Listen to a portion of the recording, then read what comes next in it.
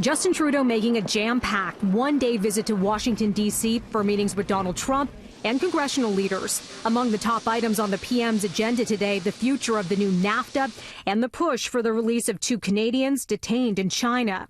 Anything I can do to help Canada, I will be doing. In the Oval Office, Donald Trump pledging to raise the issue of the detained Canadians when he meets with Chinese President Xi Jinping at the G20 summit next week in Japan. I would, at Justin's request, I will absolutely bring them. The 2 Canadians, Michael Kovrig and Michael Spavor, were detained by China shortly after the arrest of Chinese telecoms giant Huawei CFO Meng Wanzhou in Vancouver late last year at the request of the U.S. Meng is facing possible extradition to the U.S. over allegations of violating American sanctions on Iran. I also spoke at length with the president about the wrongful detention of 2 Canadian citizens in China and continue to call for their immediate release. Trudeau's D.C. trip marks his 3rd Oval Office visit since Trump was elected. This latest stop comes at a crucial moment for the new North American trade agreement that still needs to be ratified by both Canada and the U.S.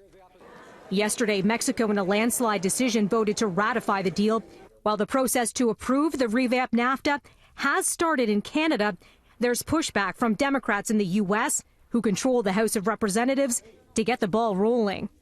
Speaker of the House Nancy Pelosi is calling for some changes on the deal's provisions on labor and the environment and more.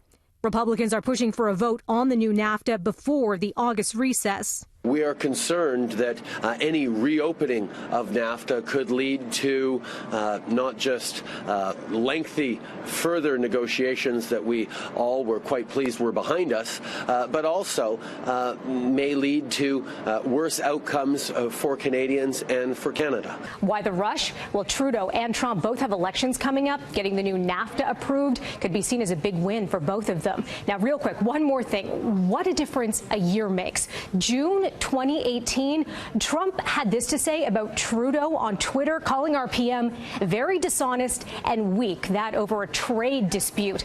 Flash forward to today, the U.S. president saying, "It was my great honor to host Canadian Prime Minister Justin Trudeau."